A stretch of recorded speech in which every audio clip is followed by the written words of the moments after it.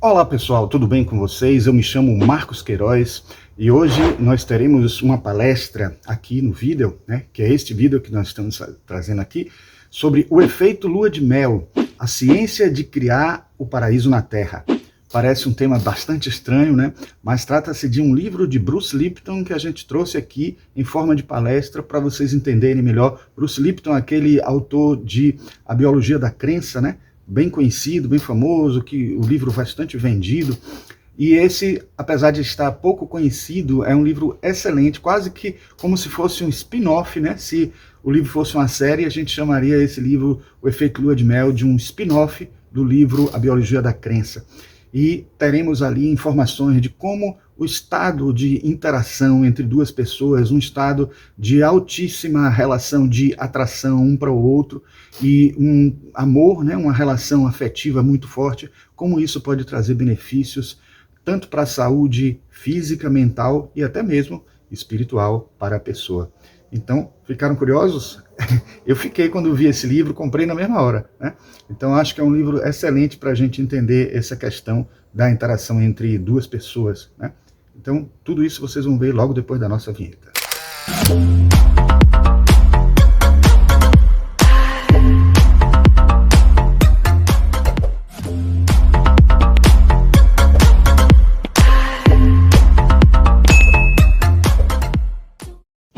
Bom, eu quero começar esse vídeo, como tradicionalmente eu faço aqui, trazendo para vocês alguns dos livros que a gente utilizou para essa palestra e alguns dos que a gente recomenda para quem quer aprofundar esse assunto.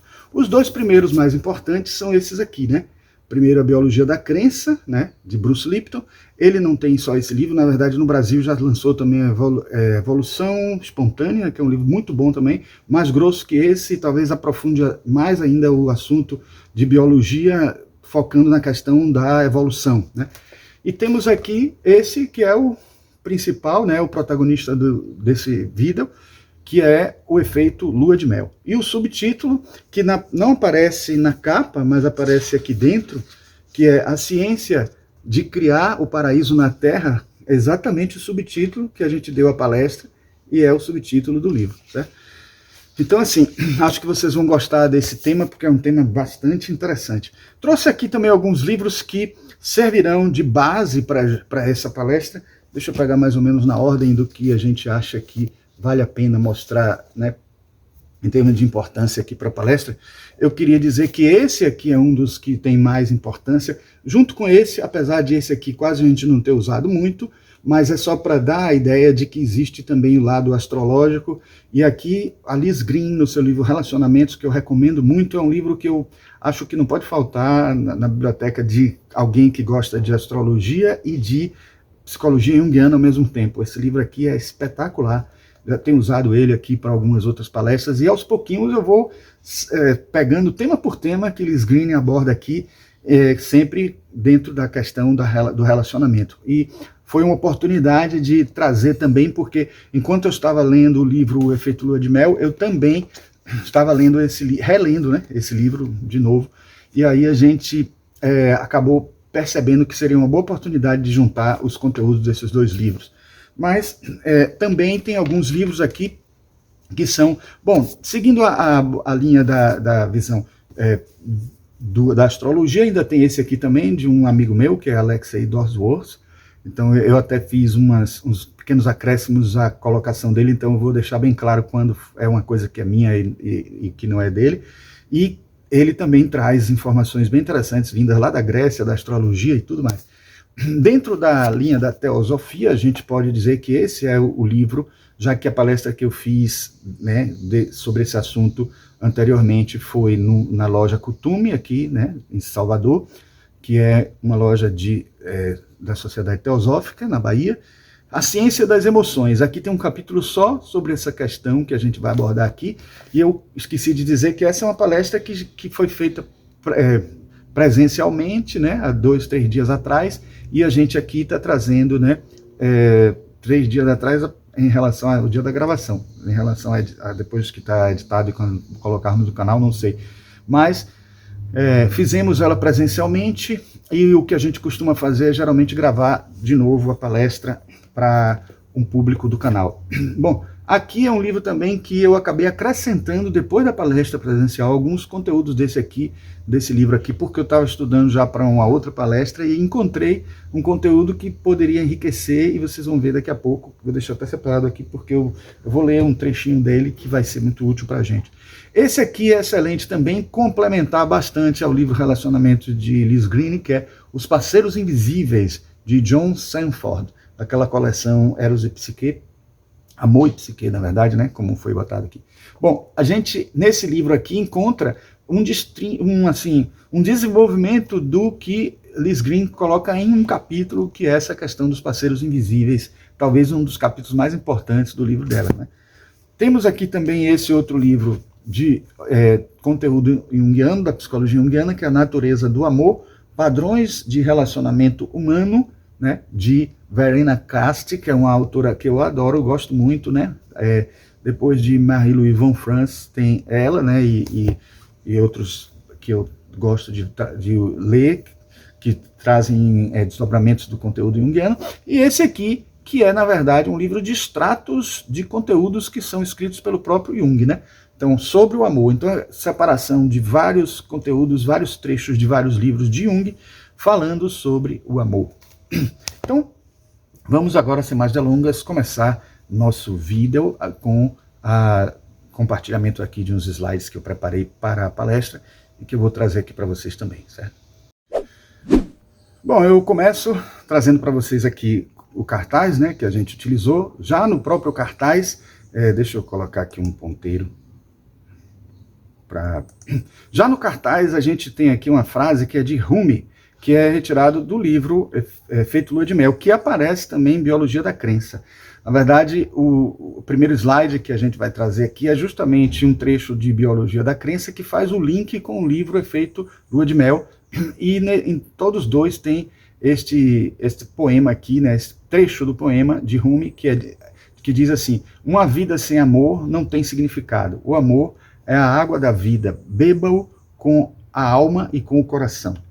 Então, por aí você já percebe qual é o teor do que ele está querendo falar. E, de certa forma, o que eu quero adiantar a vocês é o seguinte: nesse livro ele fala do relacionamento que ele teve num casamento anterior, né, e que não deu certo, e que ele depois mostra como ele conseguiu corrigir essa situação do relacionamento anterior e como ele conseguiu resultados emocionais, resultados físicos, biológicos, fisiológicos na vida dele, como consequência desse novo amor.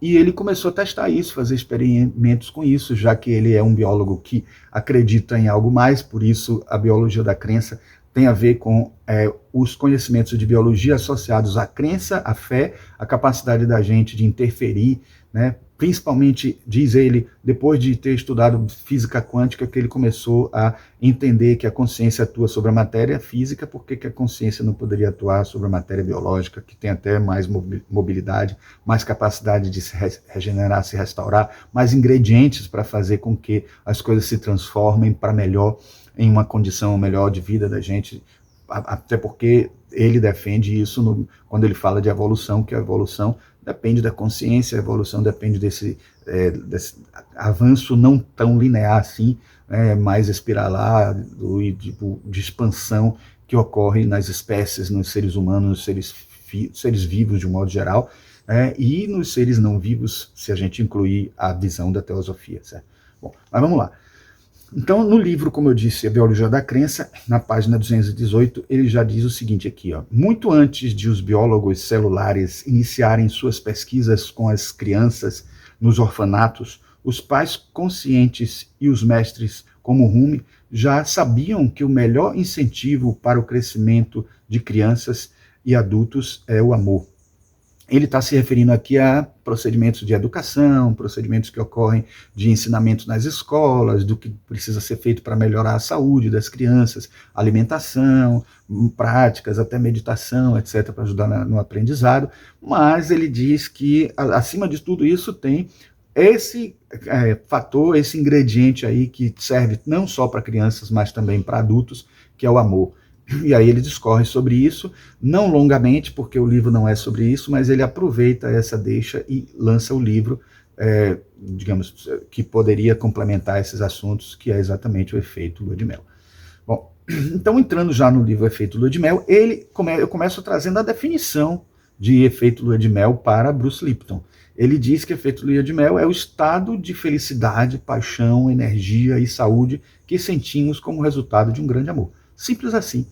Parece uma coisa que não é nada científica, mas como qualquer coisa que não é científica até o momento que a gente estuda e faz alguma conexão com outras coisas, porque na definição contemporânea da filosofia da ciência, a gente pode dizer que ciência é tudo aquilo que a gente consegue encontrar relações quantitativas, qualitativas, que possam ser medidas, né? Então são functivos, como chamam, né? Tudo que pode ser transformado em relação ou função, usando até aquele termo matemático do que é relação e função, né? Você cria, quanto mais eu esquento determinado objeto, mais ele se dilata. Aí o fator de dilatação, o ponto de dilatação, o ponto de ebulição, o ponto de fusão dos elementos, tudo isso são relações, são funções. Então, se o amor produz resultados modificados, alterados na nossa fisiologia, isso é objeto de ciência.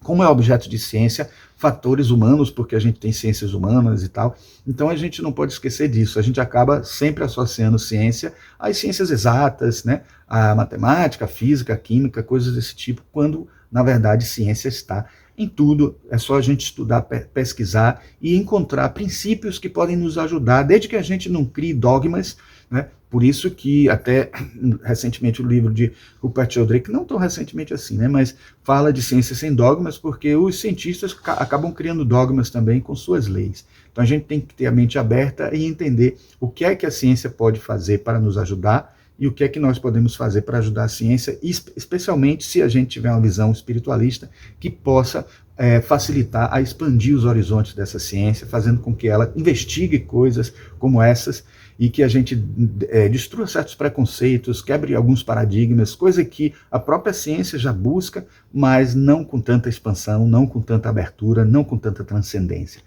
E aí ele continua dizendo assim, a vida é tão bela que mal se pode esperar para começar um novo dia e agradecer ao universo por se estar vivo. Então ele mostra aqui que o que ele está pesquisando é algo além do que simplesmente acontecimentos neuropsíquicos, acontecimentos das neurociências, ou da biologia propriamente só física ou fisiológica, ou aquela que envolve somente fatores físicos, né? Ele vai estar mostrando aí fatores emocionais, fatores que vão interferir muito de uma maneira energética, ainda que ele não entre em conteúdos como, por exemplo, chakras, corpos sutis, coisas desse tipo, né? Perispírito, corpo astral, coisas desse tipo, ele não fala, mas ele deixa insinuado aí, né? Energias que são mais sutis, fala de elementos que ajudam a gente a entender melhor e até traz um pouco da cultura indiana para poder a gente entender certos fatores, né? Bom, aí na página 26 ele diz, existe um impulso biológico imperativo que leva cada um de nós e até o mais minúsculo dos organismos do planeta a viver em comunidade e relacionar com outros. Esteja você consciente disso ou não, sua fisiologia o impele a se relacionar. Então ele diz o tempo inteiro que nós temos uma tendência que faz parte da natureza biológica humana, né? Assim como na natureza da psique humana também, se a gente trouxer Jung, e a gente vai trazer, né? Essa interação, essa necessidade de interagir, essa necessidade de se relacionar. Se a gente fizer uma conexão disso com as leis divinas, aquela ideia de que a criação do universo por Deus foi tão bem feita, tão bem elaborada, que ele criou mecanismos para que os seres vivos possam se reproduzir. Então existe, obviamente, numa visão bem ampla, numa visão espiritualista e até cristã, de certa forma, e não só cristã, mas de várias outras religiões também, a ideia de que o processo reprodutivo e a atração que está presente dentro desse processo reprodutivo, que está nos animais, está na natureza, né? Essa atração que faz com que sexos opostos, né, de vários seres vivos possam se encontrar em algum momento para que haja reprodução, isso é um fator muito forte para determinar, e talvez o principal objetivo, o principal, digamos assim, mecanismo, a principal razão, mas não é a única razão. E a gente precisa se atualizar numa visão mais contemporânea, no sentido de não ter uma visão tão dogmática a ponto de achar que essa é a única razão, porque existe uma razão ainda mais forte, talvez pelo processo evolutivo, durante a continuidade da existência de cada um que já nasceu, porque para fazer um indivíduo nascer, é necessário haver o relacionamento sexual entre as pessoas e tal, haver o parto, haver o nascimento, coisas desse tipo. Mas depois disso, essa função deixa de ser importante, ou seja, enquanto a gente está usando para reprodução, ela deixa de ser importante? É óbvio que não. Porque senão já existiria até um mecanismo perfeito. Se a gente acredita num designer inteligente e que as coisas não são por acaso, já teria um mecanismo para que essa função deixasse de existir no momento que a pessoa desistisse. Aí você diz assim, mas tem a ligadura de trompa, tem a vasectomia, não sei o quê, que são caminhos não naturais que a gente faz e que muitas vezes interrompem o processo evolutivo que poderia acontecer. Mas eu diria a vocês que também existe uma função muito forte da interação entre as pessoas, que é o processo evolutivo, a necessidade de os dois trocarem informações, e essa troca muitas vezes mais próxima, mais íntima, não com todos, mas com aquelas pessoas específicas que a gente escolhe, né? Amigos, irmãos, e especialmente marido e mulher, ou namorado, namorada, ficante, ou coisa que seja do que se chama hoje, seriam pessoas que interagem para aprender uma com a outra, realizarem trocas energéticas, trocas de acontecimentos, de entendimentos, de aprendizados, né? Tanto que a gente sabe que pela lei da atração, por mais que a gente entenda hoje, que eu estou fazendo até uns vídeos aqui no canal sobre a visão espiritual, né, do outro lado, a física, que mostra que, na verdade, os semelhantes se atraem, mas por conta de uma diferença de carga de um mundo para o outro, de um plano para o outro, físico para o espiritual, a gente acaba tendo essa lei ao contrário, né, os opostos que acabam se atraindo. Mas se vocês entenderem que no mundo físico a gente está precisando de um aprendizado que é diferente do que a gente sabe, e o que a gente sabe a gente precisa transmitir, passar para alguém. Então a gente percebe que essa interação com outra pessoa é fundamental, porque há uma troca fundamental aí de acontecimentos, de energias, de situações dentro do processo evolutivo. Por isso que geralmente as pessoas que têm pensamentos opostos, complementares, acabam se aproximando. Isso não quer dizer que elas às vezes não entrem em embate.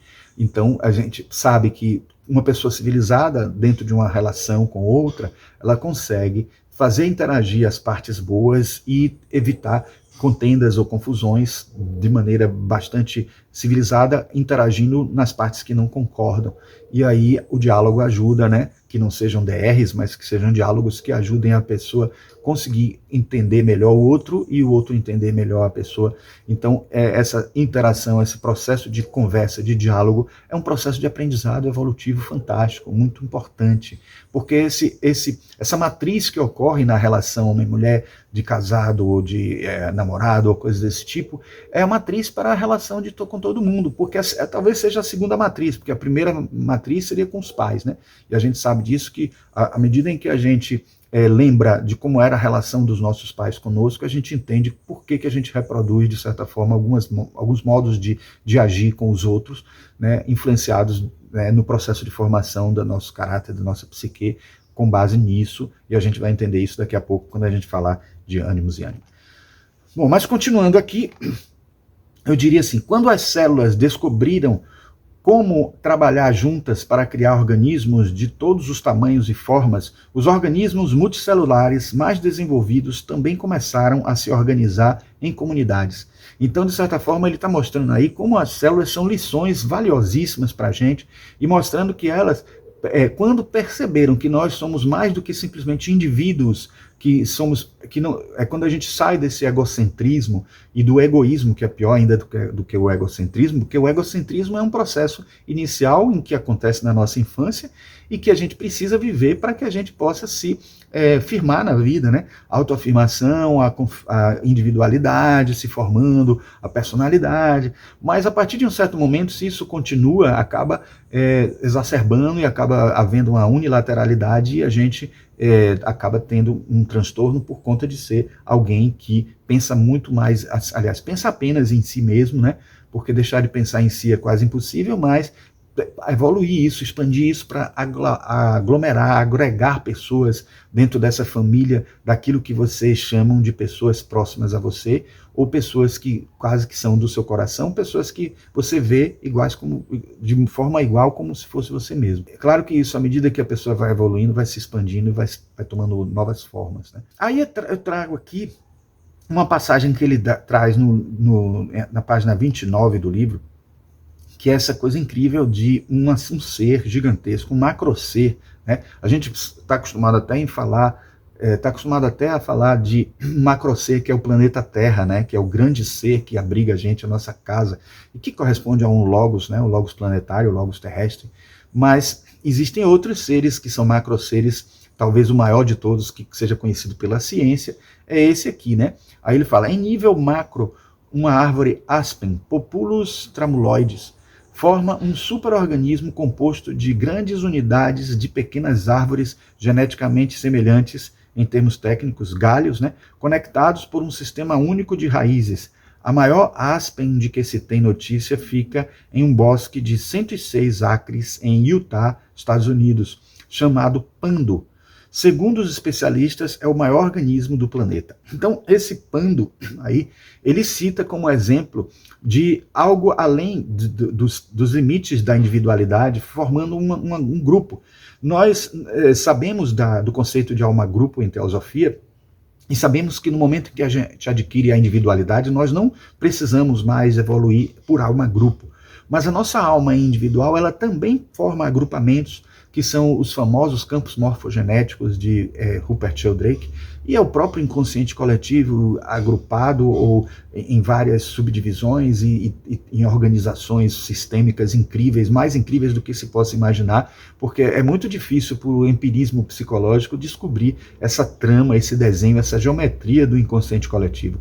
Mas Rupert Sheldrake já mostrou para a gente que Marie-Louise von Franz estava certa quando ela falou que Jung estava já desenvolvendo essa ideia de que o inconsciente coletivo não é algo assim, uma unidade grande que agrega todas as consciências ou todos os inconscientes, mas são pequenos agrupamentos de acordo com as suas vibrações, eu poderia dizer, dentro da perspectiva teosófica, e que se conectam também em várias redes, várias ligações sistêmicas, né? Que é exatamente os campos morfogenéticos que Rupert Sheldrake fala. E esse macro-organismo, o pando, ele nada mais é do que um exemplar disso acontecendo dentro do reino vegetal, né? E que isso pode acontecer dentro do reino animal, pode acontecer no reino hominal, se é que a gente pode chamar assim, e isso seria através de nossas mentes, nossas consciências, do mesmo modo que Peter Russell, naquele livro Despertar da Terra, né, a hipótese do cérebro global, ele fala de que em dado momento, quando a gente conseguir esse despertar da Terra, a gente vai se entender como um neurônio da Terra e vai conseguir fazer com que a Terra pense. Claro que, assim como um neurônio não consegue captar o pensamento que o cérebro está veiculando ali, fazendo acontecer, ele não vai ter condição de perceber a dimensão daquele pensamento, porque está muito acima da sua capacidade, né? Mas é como nós que não teríamos condições de perceber a consciência terrestre, a consciência do planeta inteiro, né? Que estaria além do nosso alcance, mas nós teríamos vislumbres disso, né? As sincronicidades, segundo Peter Russell, nada mais seriam do que acontecimentos como ocorre com, por exemplo, a nossa célula estomacal. A gente sente fome, a célula em si sente fome, precisa de alimento, e essa fome é transmitida por neurotransmissores para o nosso organismo. A gente sente essa fome, come o alimento, esse alimento é quebrado quimicamente, é digerido de certa forma, e até chegar em pequenos componentes que vão chegar à célula do estômago. Então, para a célula do estômago que não compreende todo esse processo, a gente está vivendo ali uma mágica, ou a célula estaria vivendo uma mágica. Pensou, instalou, aí pensou. Claro que não é tão rápido assim, porque o processo digestivo demora, mas ela, de certa forma, pediu e aconteceu. E o pedir obtereis de Jesus nada mais é do que isso. Se você se integra com esse sistema, se você se integra com essa energia, se você faz parte desse conteúdo do universo, o universo conspira a seu favor, a gente já sabe disso, né? Basta que a gente sintonize, né? E as sincronicidades são justamente acontecimentos desse tipo e fazem parte dessa epistemologia que Jung traz para a gente, entendendo o universo como um grande sistema, né? As formigas são exemplos muito interessantes, né? São organismos multicelulares sociais. E um dado importantíssimo que ele traz, que é esse de que uma formiga que é retirada de sua comunidade morre em pouco tempo. Isso porque ela é, na verdade, um suborganismo. O verdadeiro organismo é representado pela colônia. Então, veja, a retirada desse organismo do macro-organismo que é o formigueiro, esse suborganismo acaba não sobrevivendo, depende, né? É carente de outros seres, porque ainda são seres primitivos e que vivem em uma sociedade que se une para poder sobreviver, para ganhar essa força, essa sobrevivência, certo? Então, é muito interessante isso, entender esse aglomerado, essa simbiose, essa simbiogênese no processo evolutivo das formigas e entender também a forma de como elas se comunicam. Por incrível que pareça, a gente fala que a telepatia é algo que a ser conquistado em estágios tão à frente, mas seres tão simples conseguem isso porque eles têm um apoio, têm ajuda de entidades, de seres angelicais que estão ali atuando sobre aqueles que não têm consciência para agir por si mesmo, e aí acaba dependendo não só um do outro, não só de uma egrégora, de uma organização, de um campo morfogenético, que é o próprio formigueiro, como também de seres que estão ali ajudando nessa tarefa, né? São muitos seres também que estão ali ajudando na tarefa. Isso vale para cupins, vale para vários outros insetos que também passam por isso, abelhas também, né? Então a gente sabe que existe todo esse processo de uma consciência coletiva aí, né? Nós humanos podemos viver sozinhos mais tempo que formigas isoladas, mas corremos o risco de perder a sanidade. Se aqueles que pensam assim, eu vivo sozinho numa boa, fico lá tranquilo e tal, pode ser até que fique tranquilo aparentemente, né, externamente, mas lá no íntimo vai haver alguma coisa que vai lhe impelir e às vezes a gente não percebe, porque fica no inconsciente. Aí começa a ficar nervoso, começa a ficar deprimido, aí atribui a depressão a outras coisas, até que cai na real e percebe que o fato de estar vivendo sozinho está fazendo alguma diferença, aí adquire um animalzinho, um pet, alguma coisa assim que já ajuda.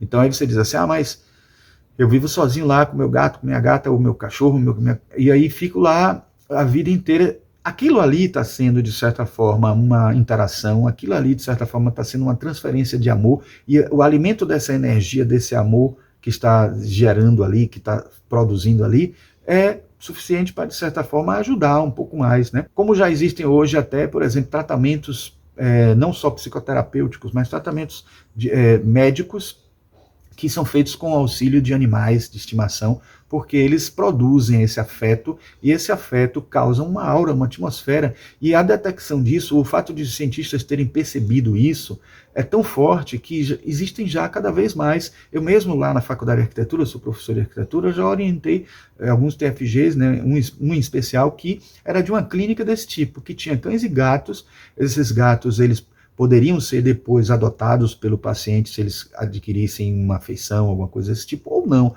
Mas, em geral, eles serviam de veículo, né, de instrumento de processo terapêutico muito forte, e isso é comum, isso está crescendo, isso é algo que precisa ser estudado mais a fundo, porque a gente sabe que o afeto pelo animal é algo que traz um benefício impressionante, incrível, né? Aí a gente traz um exemplo que, na verdade, o próprio autor, Bruce Lipton, fala, né, que é o Wilson, do filme O Náufrago, que foi lançado em 2000, o filme de Robert Zemeckis, né, produção de Steven Spielberg, que a gente vê o náufrago é uma pessoa que ficou presa numa ilha durante tempos, não conseguia sair porque a maré era muito alta, então ele fazia uma jangada, não conseguia, a jangada se estraçalhava toda. Então ninguém sabia onde ele estava, foi numa região onde tinha várias ilhas e desistiram de procurar ele e tal. E ele ficou sozinho tanto tempo que ele acabou criando um parceiro, né? Então ele criou um parceiro que é esse aí, o Wilson, a bola de basquete, não, a bola de vôlei, né? Que ele fez uma pintura aí com sangue, né? E chamou de Wilson e ficou a pessoa com quem ele interagia. Ele conversava com o Wilson, e era a forma também de o filme ficar interessante, porque é muito engraçado o excelente ator que é Tom Hanks fazendo aí essa amostra de como é uma pessoa interagir com alguém que não existe, mas que está ali na representação. Com certeza deveria estar ali presente alguma entidade que ajudaria de alguma forma, porque os seres angelicais estão presentes em todas as situações, querendo nos ajudar, né? E no nosso exemplo brasileiro, a gente tem o Kleber Bambam, né, que com sua Maria Eugênia, no primeira edição de Big Brother Brasil, foi em 2001, logo um ano depois do filme Náufrago. Não sei se o Bambam se inspirou nisso, né? Talvez sim, acho que sim, porque até ele fez um desenho aqui de uma cara, pegou uma lata, uma vassoura e saiu criando braço, coisas assim, pegando coisas que tinham no jardim, e aí transformou em uma figura que ele de vez em quando dançava, e era a forma de ele se desembaraçar dessa questão do isolamento, né, no Big Brother, né? Não se tinha nem muitos exemplos no Brasil aqui, porque essa foi a primeira edição. Bom, aí essa nossa necessidade de conexão, que é um dos capítulos, ele continua falando aqui nas páginas 33 e 34. Enquanto não aprendermos a estabelecer um relacionamento a dois, como podemos seguir os exemplos das células para estabelecer comunidades mais cooperativas? Enquanto não aprendermos a ter melhores relacionamentos como casais, que é o próximo passo de nossa evolução para podermos então nos unir como um todo e formar um grande superorganismo humano, o processo continuará emperrado. Mas se formigas podem fazer isso, nós também podemos. Isso aí já é para mostrar, de certa forma, para a gente que existe sim essa importância da interação acontecendo na existência da gente na Terra como um processo evolutivo, porque na interação entre duas pessoas a gente faz um exercício muito grande para que a gente se fortaleça nesse processo de enlace, de conexão com as pessoas, a ponto de chegarmos a essa conexão global no superorganismo. Porque quando um superorganismo começar a se formar, ainda que fora da nossa consciência, porque seria o próprio inconsciente coletivo tomando uma autonomia de alguma forma, a gente a nossa falta de interação, a nossa falta de comunicação, as nossas mazelas, as nossas idiosincrasias e os nossos caminhos disruptivos desse processo todo e desarmônicos vão causar problemas nesse macro-organismo e problemas de saúde. Como a gente sabe, quando as células causam danos, né, quando elas se reproduzem com um ritmo mais acelerado, quando se alimentam mais do que deveria, fazendo com que ela cresça além do normal, gera câncer, gera problemas de saúde sérios. Então, é algo que a gente pode fazer essa analogia muito claramente, e esse tipo de interação ainda é um exercício. É como se nós estivéssemos naquela fase inicial de unicelulares que começam a fazer as reproduções sexuadas, que antes era assexuada, mas repare que talvez a gente possa regredir ainda mais dizendo que estamos na fase da assexuada, porque por enquanto ainda não nos resolvemos, né? Ainda não estamos bem casados conosco mesmo. Então, aquele que consegue, né, se comparar àquele organismo unicelular que se reproduz, né, sozinho, é aquele que representaria uma pessoa que consegue ter autossuficiência, mas a autossuficiência que a gente precisa para interagir com outra pessoa não é tão grande assim, porque se ela for muito grande, é isso que a gente vai ver daqui a pouco, ela acaba criando também barreiras de inter-relação, mas barreiras essas que nem sempre são transtornos. Podem caminhar para um ponto de ruptura aí, criando um transtorno de relacionamento, e aí surge o antissocial, surge o psicopata ou coisas desse tipo, mas também aquela pessoa que atinge um estágio evolutivo tão grande não precisa mais interagir, não sente a necessidade de interagir com o outro, pelo menos dentro de uma abordagem mais física, ele acaba vivendo e interagindo com a humanidade energeticamente num nível tão sutil que as pessoas não têm consciência, só têm consciência no nível mais transcendente, no nível mais sutil, no astral, no mental, ou no mental superior, causal, etc. Ou até mesmo no búdico, né, que seria onde estaria o inconsciente coletivo, mais coletivo de todos, se é que a gente pode dizer assim, né, numa abordagem mais avançada de Jung. Bom, então vamos ver aqui o que diz mais. Mais uma vez é preciso seguir o sábio conselho de Rumi, né, aquele poeta que eu falei nesse instante, que foi o primeiro poema que a gente colocou no cartaz lá na frente. Antes eu era inteligente e queria mudar o mundo. Hoje eu sou sábio e estou mudando a mim mesmo. Então veja como é um resgate para dentro de nós mesmos, aquilo que eu acabei de falar, né? De você buscar se resolver internamente, ainda que não seja dentro do ponto de vista somente do relacionamento. Nós, como seres humanos, nos entendendo, tendo menos dúvidas sobre o que a gente quer, sobre o que a gente não quer. Entendendo melhor se a gente interage com saúde em relação ao espiritual, ao transcendente, às energias que nos circundam. E depois começar a interagir com outra pessoa para não descarregar nas outras pessoas todos os problemas ou projetar todos os males que já vão acontecer mesmo de qualquer jeito, mas pelo menos uma menor quantidade de carga, de projeção poderá acontecer no momento em que estivermos interagindo com outra pessoa. Por isso que não é à toa que existe um momento certo de interagir com o outro numa situação afetiva a partir de uma certa idade. Quando conseguirmos viver em harmonia com a natureza e conosco mesmo, estaremos prontos para criar o efeito lua de mel em nossa vida e ter relacionamentos baseados em amor, cooperação e comunicação. Então veja aí, ó, amor, cooperação e comunicação. Então isso é quase como um efeito biológico do que acontece nas interações ecológicas interespecíficas, né, que se dá por comunhão, né, por cooperação natural, por simbiose, onde nenhum dos dois perde. Não é um parasitismo, porque uma interação com parasitismo é aquela de interesse, em que a pessoa quer ganhar e a outra acaba perdendo. Mas não é nem só financeiramente falando, não. Às vezes o parasitismo vira até vampirismo, porque acaba sendo uma energia que é sugada do outro e é preciso a gente ter cuidado para isso não acontecer. Às vezes acontece não por um sugar de energia, mas por uma pessoa se sentir tão superior e a outra ter que orbitar em torno daquela pessoa.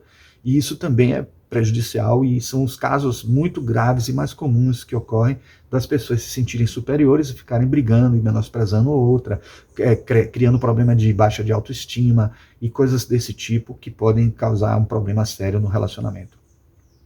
Então, por isso que a gente não pode deixar de entrar agora na questão do ânimos e ânima, né, e entender que o ânimos e ânima, a gente tem uma interpretação junguiana, que é raiz, que é aquela interpretação que diz que o homem tem ânima e a mulher tem ânimos. O homem não tem ânimos e a mulher não tem ânima, porque ele diz que isso é uma interação com o ego, né? O ego masculino interage como um polo oposto com o ânima. O ego feminino interage como polo oposto com o ânimos. Então, nessa interação, a gente acaba excluindo uma desses arquétipos. Só que não só James Hillman, mas até outros autores, né, muitos autores passaram como até esse autor que a gente vai falar um pouco, utilizar aqui, que é o Murray Stein, desse livro O Mistério da Transformação Alquímica, ele fala que ele também adota isso, não que ele aceite completamente a psicologia arquetípica, que é de Hillman, mas ele também acha interessante, ainda que em algum momento o ego se confunda com o ânimos ou com a ânima em certa situação, ele não vê esse problema nenhum, mas ele acha interessante ter essa visão de ânimos e ânima nos dois, porque vai acabar acontecendo isso que a gente vê aqui nessa ideia. O preto, vamos supor que seja ânimos, ele está aqui e aqui. E a ânima está aqui, e a gente percebe, eu acho até que está na ilustração aqui, é exatamente o contrário, né? A gente pode dizer que o ânimos é o preto e o ânima é o branco, porque o ânima é o preto e o ânimos o branco, porque a mulher tem mais ânima do que ânimos. Então, a gente percebe aqui que é a mesma energia que vai estar presente, só que a gente tem visões diferentes, né? O ânimos no homem é diferente do ânimos de uma mulher, né? Então, entendendo que o ânimos no homem é a própria energia que ele está desenvolvendo ali, que está trabalhando, que é a energia masculina, e o ânima na mulher é a energia que ela está trabalhando também do feminino ali, tendo uma pequena parcela do sexo oposto. Óbvio que a gente, entendendo hoje nas condições atuais de relações, não que fosse diferente no passado, mas hoje as pessoas tendo mais liberdade para expressar sua sexualidade, seu gênero e tudo mais, e seus caminhos não binários, coisas desse tipo, a gente tem que entender que não estamos falando aqui, quando falamos de ânimos, não estamos falando só de homem, nem ânima só de mulher. E a maior quantidade dessa energia sendo só na mulher ou sendo só no homem, porque isso pode acontecer com diferentes orientações, porque a pessoa pode ter uma orientação sexual para o próprio sexo ou para o sexo oposto, e diferentes caminhares para isso, né? Pode ter para os dois ou coisas desse tipo. Então, ao entender essa situação, né, a gente entende também que essas energias não podem ser atribuídas somente ao masculino e feminino, e não foi à toa que os sábios taoístas chineses chamavam isso de yin yang, e por mais que a gente até atribua a masculino e feminino, a gente atribui também a calor e frio, a gente atribui também a grande e pequeno, a gente atribui a bem e mal, enfim, há tantas outras polaridades que existem no mundo, né, no universo. Mas eu chamo a atenção que nesse slide também existe aqui uma igualdade, né? Ânimos como espírito e ânima como alma. Isso porque Jung trazia, sim, essa perspectiva de entender espírito, não como nós espiritualistas de um modo geral entendemos, mas de uma maneira arquetípica, entendendo o espírito como a parte mais racional, como se fosse aquela inteligência que nos permeia, porque muita gente não diz assim, que o espiritual do humano é onde está a inteligência, e realmente, mas a gente se destrincha isso um pouco mais, a gente não reduz tanto a ponto de dizer que é só a inteligência que está associada ao espiritual. Na verdade, muito mais do que isso, né? Mas, de certa forma, quando a gente resume de uma maneira do senso comum ou do senso psicológico profundo estruturado por Jung, ele entende aí como, de certa forma, o ânimos associado ao espírito, associado à razão, associado àquele lado masculino mais ativo, mais, que não é, mais uma vez, repito, só exclusivo do homem, né, mas que a gente pode dizer que é o Yang, né? E o ânima, que seria o yin, seria mais feminino, estaria associada à alma, estaria associada à emoção, aos sentimentos, a coisas mais sensíveis, a coisas mais artísticas, mais belas, enfim. Entendendo aí, claro que o belas aí pode ser uma influência pelo fato de eu ser homem, né? Mas, de certa forma, o lado da beleza representativa, mesmo que para uma mulher o ânima tem a ver com isso também, com o lado dessa energia de harmonia, de Vênus, enquanto um é Marte, o outro é Vênus, enfim, toda essa questão mitológica que a gente já sabe e arquetípica que também pode ser desenvolvida e entendida aqui, certo? Aí eu trago aqui um livro de Liz Green, que é Relacionamentos, Guia Astrológico para Conviver com os Outros num Pequeno Planeta. E eu diria que esse é o livro que melhor traduz, dentro de uma perspectiva esotérica, essa questão do ânimos e da ânima, e ainda acrescentando a questão astrológica, que eu nem vou trazer tanto aqui, mas eu prometo a vocês que ainda trago essa questão do ânimos e ânima dentro de uma perspectiva astrológica mais profunda, porque se a gente fosse trazer isso aqui, a gente não ia fazer completo, não ia trazer todas as informações que seriam importantes para entender melhor, e acabaria, e se quisesse trazer completo, ia ficar muito grande o vídeo, certo? Então ela fala de o parceiro interior, é um capítulo desse livro, né, página 107, que ela diz assim: todo homem contém uma mulher dentro de si e toda mulher contém um homem. Essa verdade básica não é só biológica, pois todos nós contemos os vestígios hereditários do sexo oposto em nosso corpo em forma recessiva, mas também psicológica. Jung definiu essas imagens transexuais inconscientes como ânimos e ânima, e a astrologia conclui pelo mesmo interrelacionamento, aqui não teria esse hífen, de masculino e feminino no indivíduo pela presença tanto de signos como de planetas masculinos e femininos no mapa de nascimento. Então a gente entende aqui que o que ela está querendo dizer é assim, que existe um fator que vai lá do biológico, do físico, né? Lembram da lei da correspondência? O que está em cima é como o que está embaixo, o que está embaixo é como o que está em cima? Então a gente tem ali os genes recessivos, nós temos hormônios masculinos e femininos, tanto no homem como na mulher. Então a gente entende que existe sim, mesmo que a gente não acreditasse num lado espiritual, mesmo que a gente não acreditasse na psicologia junguiana da presença de arquétipos masculino e feminino dentro da psique humana, a gente teria um aspecto biológico aí forte, que se a gente entende que a psicogenética é um fator real, experimental e científico e conhecido por todos, por todos os médicos, vamos dizer assim, né? A gente entende também que existe um fator hereditário, existe um fator também biológico, hormonal, que envolve essa questão da presença do masculino na mulher e do feminino no homem. Certo?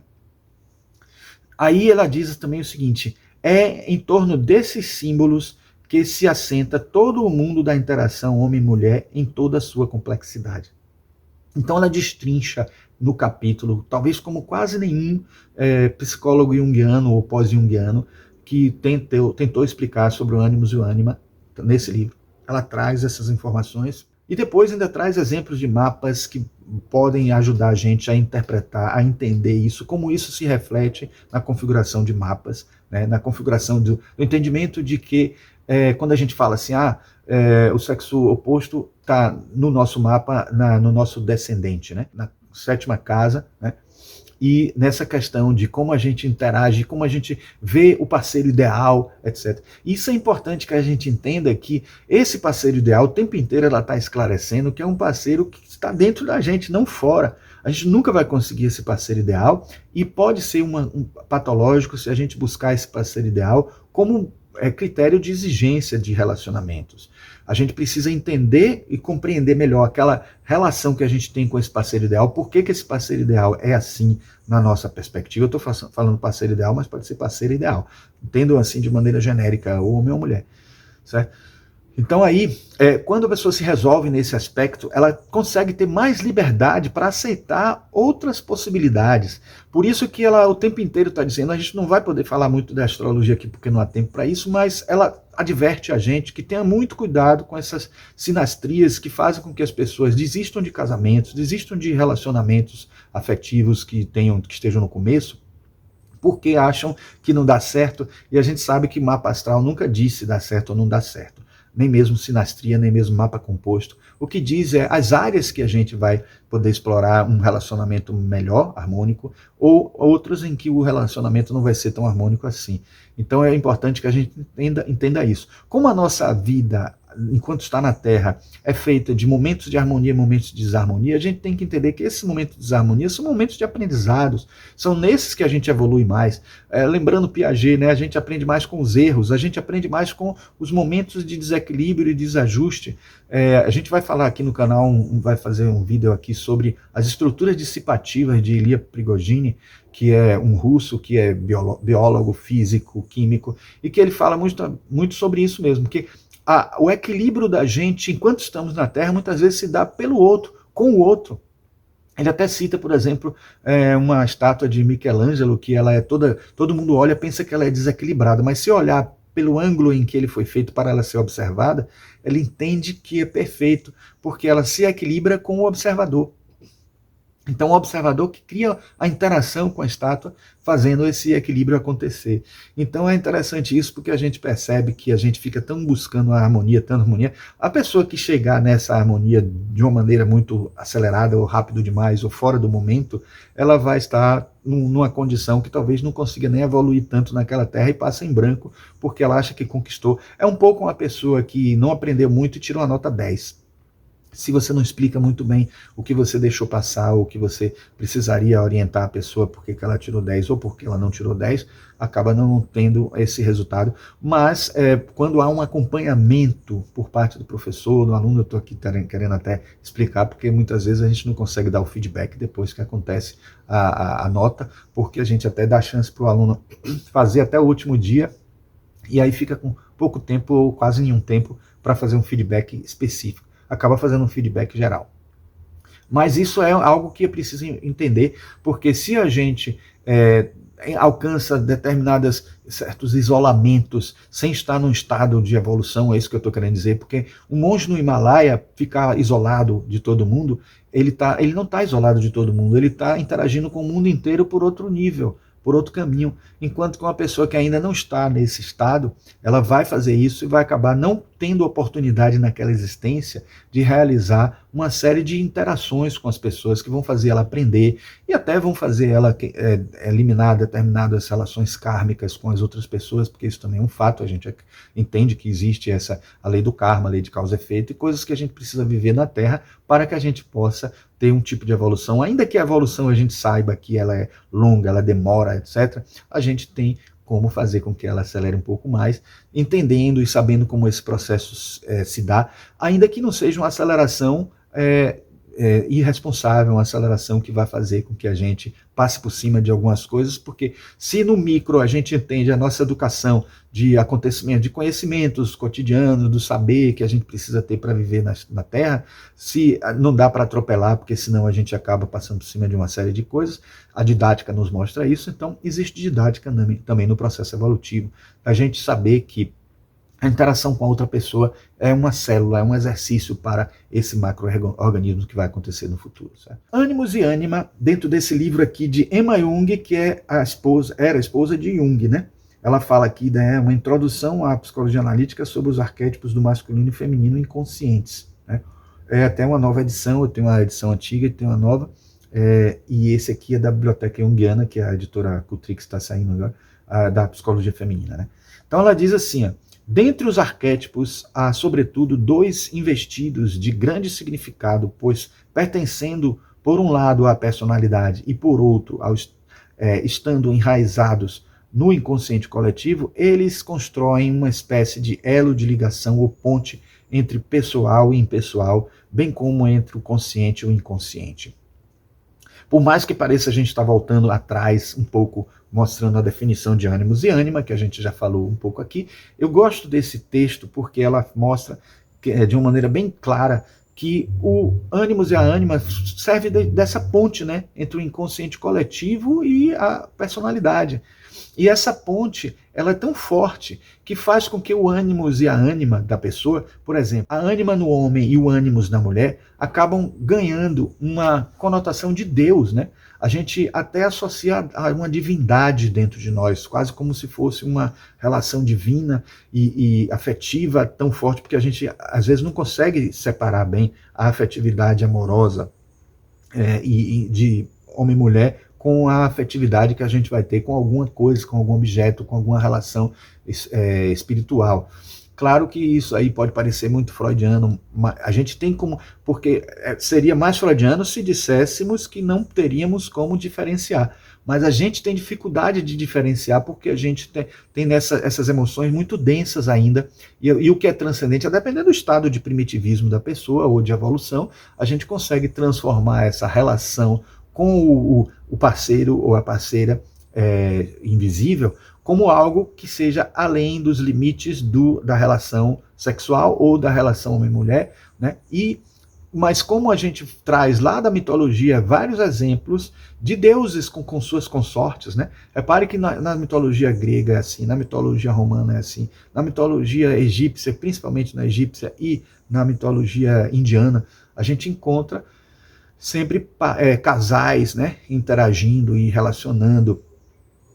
No caso da egípcia e indiana, a gente percebe parceiros que não se separam praticamente.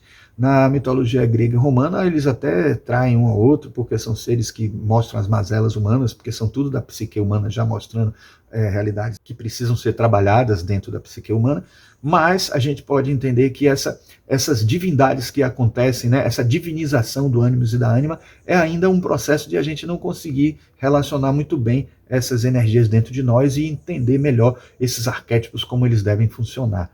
Mas, de qualquer forma, o tempo inteiro a gente entende que isso é a nossa conexão, porque é como se fosse um polo mesmo, é como se... O que é que faz a gente conectar com o inconsciente? Se o inconsciente é um polo e o consciente outro polo. É criar essa polaridade de uma maneira representativa e forte dentro de nós, presente, né, nas culturas diversas, né, através de deuses e de deusas, e também do lado masculino e do lado feminino.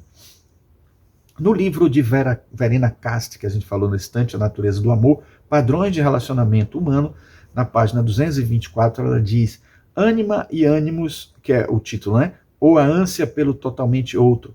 Se nosso encontro com a outra pessoa for de tal forma que possamos projetar sobre ela as imagens da ânima ou as imagens do ânimos, então ficamos fascinados, apaixonados, estamos certos de ter encontrado a pessoa de que precisamos para a nossa felicidade. Então é o direcionamento do ânimos e da ânima aí, nessa hora, dando a luz aí a uma relação que acaba sendo de paixão, e aí mobiliza todas as energias, mobiliza todos o sistema nervoso, todos os hormônios. A gente vai ver daqui a pouco que acaba gerando até uma porção de hormônios, a porção do amor, que o Bruce Lipton fala, mas através dessa interação que ocorre na imagem que a gente faz do feminino e na busca de encontrar essa imagem no outro ou na outra. E o que acontece com a gente às vezes é o seguinte: a gente fica tão no inconsciente com a nossa ânima ou o nosso ânimos, que a gente acaba enxergando meio gestalticamente, né, o outro como se ele fosse exatamente aquilo. A gente começa a relacionar coisas e acha que aquilo é, que aquela pessoa está respondendo exatamente à realidade, principalmente no momento em que está começando um relacionamento e as pessoas têm uma persona muito melhor do que o que ela é de fato, porque ela mostra uma realidade que às vezes não é, né, e isso acaba iludindo a pessoa, fazendo com que a pessoa encontre o seu parceiro ou parceira perfeitos e acha que está tudo bem, está tudo numa boa. E nesse livro aqui, Os Parceiros Invisíveis, de John A. Sanford, ele diz assim na página 9: os fatos psicológicos mostram que todo ser humano é andrógeno. Os antigos alquimistas concordam em declarar nosso hermafrodito adâmico, embora se apresente sob forma masculina, carrega consigo Eva, ou sua parte feminina oculta em seu corpo. Vocês acham que realmente Eva foi retirada da costela de Adão? Obviamente que isso é um simbolismo, né? A gente sabe muito bem. E isso está simbolizando o quê? De uma maneira bem reducionista, porque eu também pretendo trazer aqui um vídeo no canal falando só sobre isso, que tem um livro não está aqui agora, mas é um livro que traz justamente essa questão de como Eva e Adão simbolizam, o que é que eles simbolizam, né? O que é que Adão e Eva simbolizam para a nossa realidade psíquica.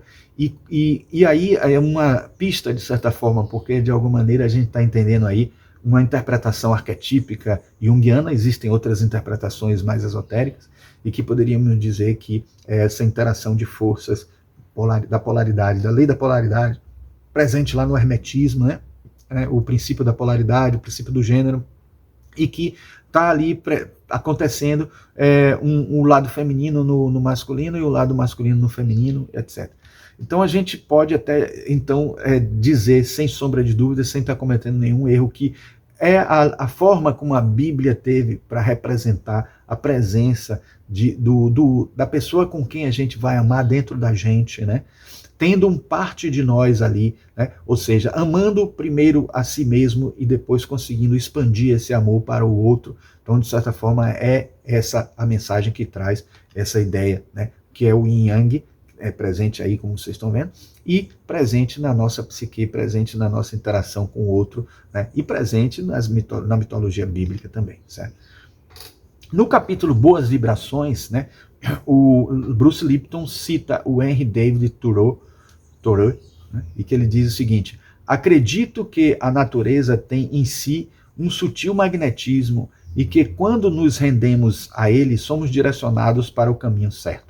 Então esse magnetismo que ele está falando, essa interação, essa energia, essa egrégora, essa aura que a gente cria, fazendo com que a gente até interaja e consiga fazer. Então não é à toa que quando a gente interage com ânimos ou com a ânima, com o parceiro, a gente cria uma energia meio divina aí, porque a gente está conectando com o inconsciente coletivo, a gente está criando uma ponte com o inconsciente coletivo, a gente está criando uma energia que pode favorecer a gente, até como se fosse um sonho que está avisando de alguma forma alguma coisa. Então cria aquele efeito, o efeito lua de mel, né? Aquele efeito tão forte que faz a gente até ter um insight e descobrir alguma coisa que precisa ser feita imediatamente, ou até energeticamente algo acontecer sem precisar de alguém dar passe, sem precisar de alguém trazer energia, reiki, ou alguma massagem, ou coisa desse tipo, acontecer com a gente uma epifania ou alguma coisa que ajude a gente numa solução, ainda que inconsciente, de algo que está ocorrendo com a gente, né?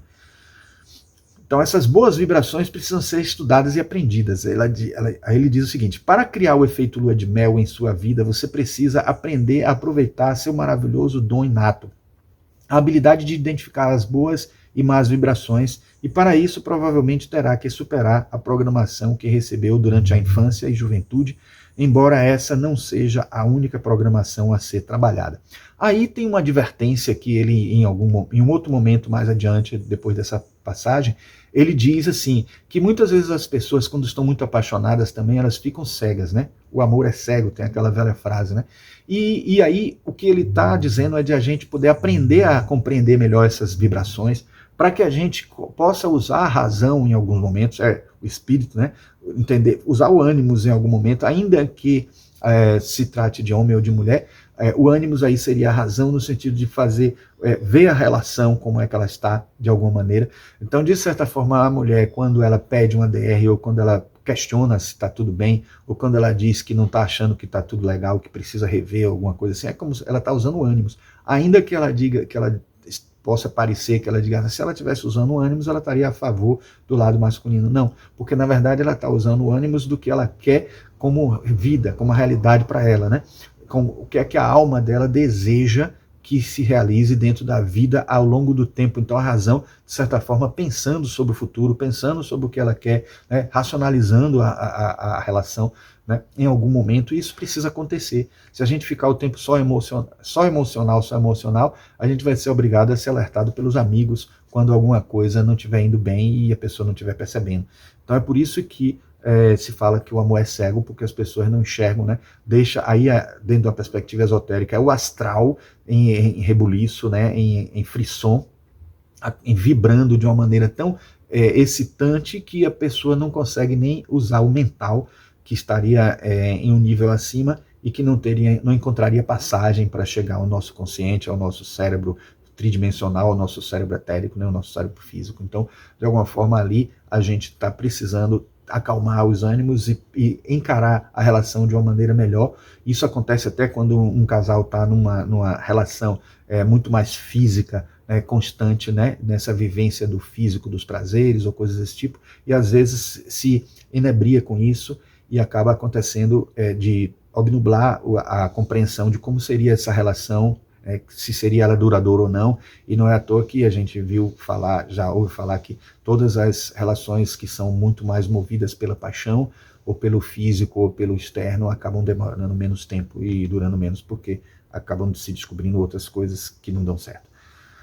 Bom, como os místicos que viveram ao longo de toda a história sempre afirmaram, tudo no universo está conectado. O momento de iluminação para uma gota no oceano é aquele em que ela percebe que é água, disse o monge budista vietnamita Thich Nhat Hanh. Então, quando você se percebe a si mesmo, você percebe também que aquilo que o outro está dizendo, quando é depreciativo, não é verdade.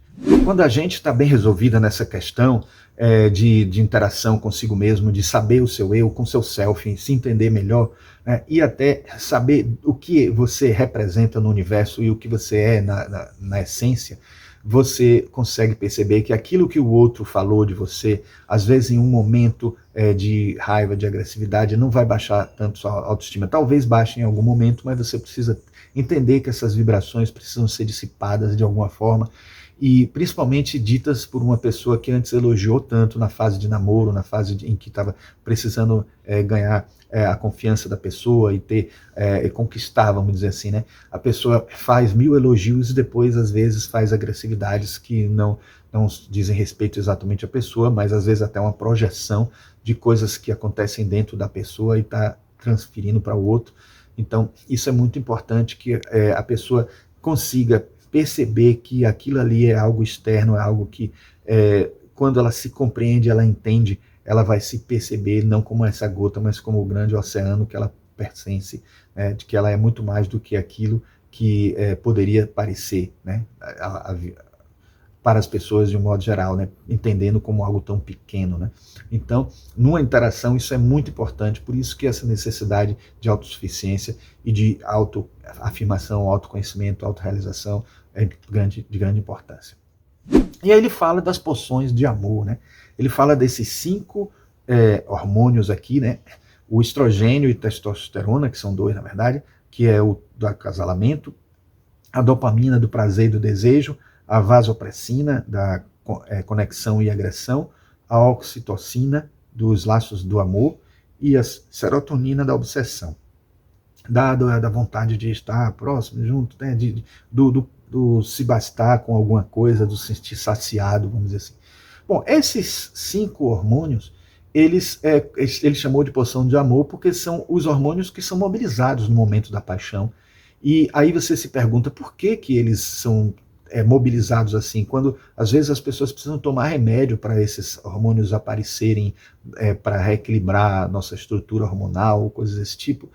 Porque a paixão é algo que mobiliza. Aí você diz, mobiliza em que esfera? Na esfera mental, na esfera principalmente astral, que é emocional.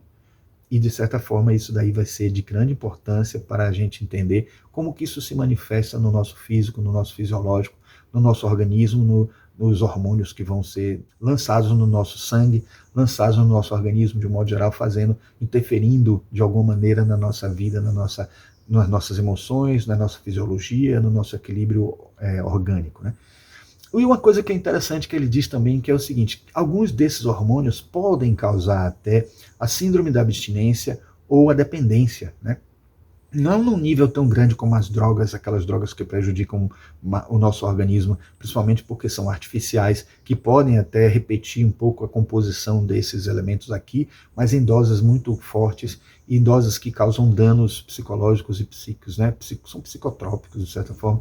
Então ele diz que essa dependência a gente consegue verificar até mesmo quando uma pessoa está muito apaixonada e depois o outro termina, né? Ou até a própria pessoa é obrigada a terminar e sente falta. Aquilo ali fica assim, causando uma depressão, a pessoa fica mal porque sente falta daquele relacionamento, sente falta até mesmo dos hormônios e da sensação, da emoção que estaria provocando o relacionamento. Então, isso é algo que ele fala muito e é muito interessante, mas felizmente a gente consegue, com terapia, resolver, ultrapassar, transcender isso, porque da mesma forma que esses hormônios são mobilizados, são lançados no organismo por conta de algo que é psicológico e algo que é espiritual em alguns momentos até, também pode ser inibido e pode ser mais harmonizado, né, quando a gente encontra uma situação melhor, certo?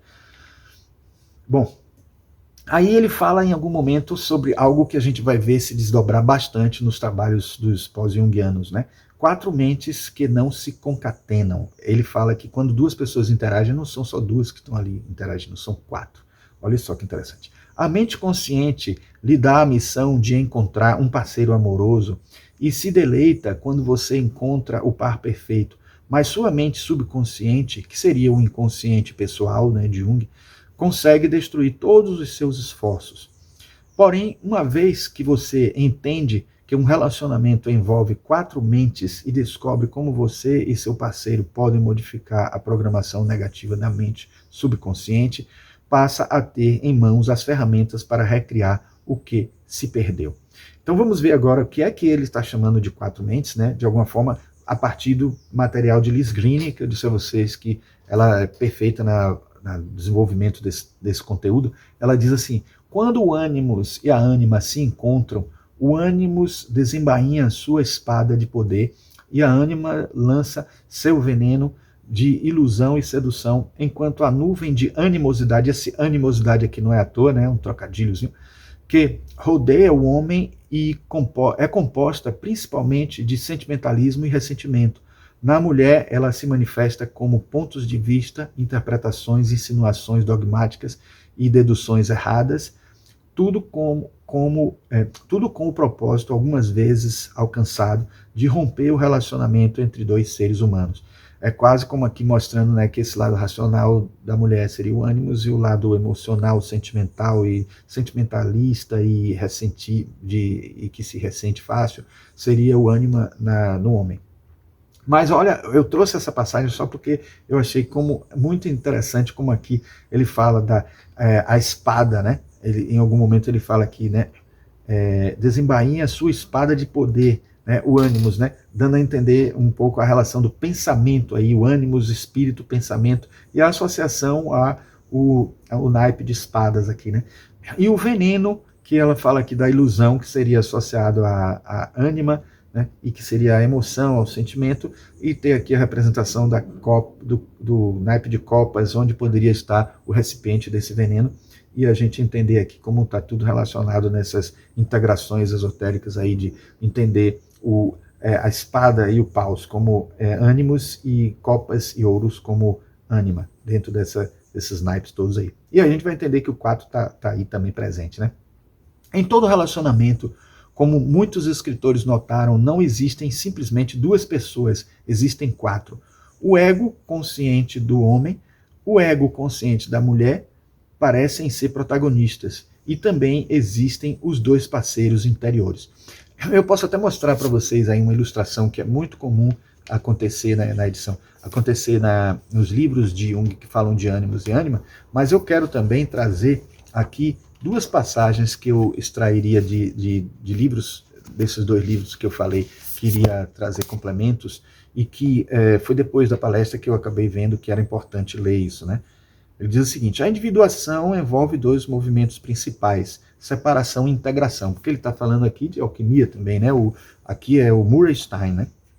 Só o que foi separado pode ser unido, diz uma máxima alquímica. No envolvimento psicológico é a mesma coisa. Antes da união, distinção, isso vale para o clássico par de opostos, ânimos e ânima.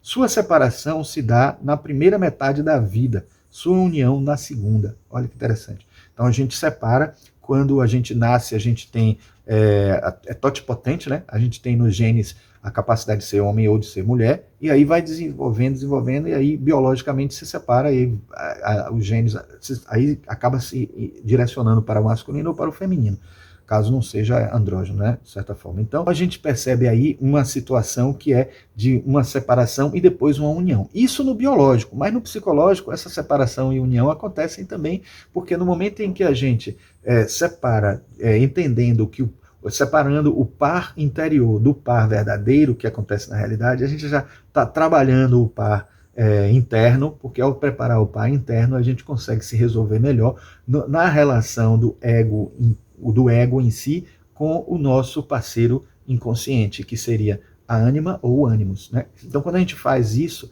a gente reelabora quimicamente, se compreende, se estabiliza, se compreende melhor e começa a perceber, ainda que não esteja no total equilíbrio, porque o tempo inteiro eu estou dizendo a você, se esse equilíbrio acontecer, a gente já talvez não passe por evoluções que são importantes.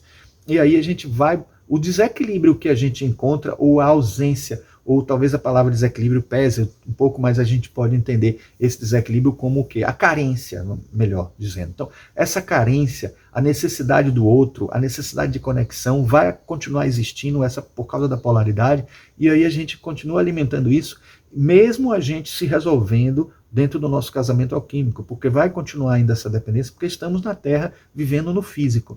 E ao estar na Terra vivendo no físico e precisarmos dessa interação, dessa conexão, ela vai se dar de uma maneira muito mais saudável no momento em que a gente conseguiu se integrar melhor, se conhecer melhor. E ele diz mais ou menos o seguinte em seguida, né? Essa integração dos opostos é um desenvolvimento que ocorre de maneira simultânea nos níveis interpessoal e intrapsíquico.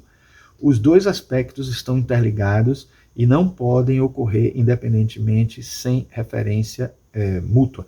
Então, assim, ocorre dentro da gente, né? Então, é um acontecimento intrapsíquico e também um acontecimento interpessoal, entre pessoas, né? Então, é preciso que os dois aconteçam. Aí, mais adiante, tem uma passagem que eu acho que vale a pena ler também, que é a seguinte. O relato da relação entre ânima e ânimos começa com aquilo que Jung chamou de syzygia. Esse conceito de syzygia é bem interessante, que está no livro Aion. Né? Syzygia é uma palavra derivada do grego que significa união ou conjunção. O termo se refere a um par intimamente ligado, a uma dupla. Né? Embora sejam dois, como irmãos siameses, existem como uma única entidade. Então, se exige aqui dois e um ao mesmo tempo, né? Aí ele fala, na origem ânima e ânimos são dois aspectos de uma única constelação psíquica, que de um lado tem a face do ânimos e do outro a face da ânima. Do mesmo modo, o simpósio de Platão conta um mito sobre a origem de seres humanos e os vê como criaturas que originalmente tinham dois lados, né? Aquela coisa da alma gêmea, né? Então, assim, em algum momento elas se dividem e perdem contato uma com a outra. Depois disso, passam a vida procurando uma a outra no desejo de reunir-se e recriar a unidade perdida. Quando se encontram, reúnem-se. Pode-se adotar esse modelo para pensar na ânima e no ânimos, quando os considerarmos parte do processo de individuação. Anteriormente estávamos juntos, depois foram separados e, por fim, voltam a se unir. Trata-se de um processo de desenvolvimento em 3 estágios. Então é bem interessante essa colocação, e mais adiante também tem um outro aqui que eu separei para ler, que é assim: o ânimos e a ânima tomam a forma de um par de opostos na matriz psíquica, é a chamada cisígia. Ele repete, né? No início, embora sejam dois, a distinção entre eles é mínima, imperceptível. Com o tempo, contrastes e diferenças se desenvolvem, mas a unidade da cisígia permanece intacta no estado pleromático, né, da consciência que está presente no bebê. À medida que a consciência aumenta, o ego percebe as diferenças e seleciona um dos membros do par para com ele identificar-se com mais força, né? Isso separa ânimos e ânima, cria entre ambos um grau de tensão, pois agora eles se dividem, formam dois distintos padrões de energia. O ânimos como um tipo de energia ativa que separa, e a ânima como um tipo de energia receptiva que une. Um divide e traça distinções, a outra une e harmoniza. Bom, então assim, isso são as coisas que eu achei que era interessante ler como acréscimo desse livro aqui, que eu não preparei para a palestra, mas tem também aqui um outro nesse livro aqui, ó, Os Parceiros Invisíveis, que eu recomendo quem quer aprofundar, é de John Sanford. Quem quer aprofundar ainda mais esses temas, né, esse tema de ânimos e ânima, dentro de uma perspectiva junguiana, eu recomendo esse livro. E aí ele diz assim: a respeito daquela imagem que eu vou colocar aqui para vocês, né, de ego do homem e ego da mulher, o ânima e o ânimos, assim, né? O 1, o ego do homem, o 2, a ânima, o 3, o ego da mulher, o 4, o ânimos, né? Aí ele diz assim: existe um relacionamento a nível consciente entre as personalidades do ego do homem e da mulher, representado pela linha A. Mas existe também uma forte atração entre os dois, representado pelas linhas B e B1, ou B', né? Que constitui o resultado das imagens projetadas da ânima e do ânimos positivos. No entanto, o fator mais poderoso de todos é a linha C, que representa a atração verificada através do inconsciente. Aí é como se o ânimos da mulher e a ânima do homem estivessem apaixonados um pelo outro, e aí reside o laço, o forte impulso de um para o outro, a fonte do magnetismo do estado de apaixonados. Complementando aquela frase que eu já citei anteriormente aí, né, de outros autores, acho que foi de Emma Jung, né?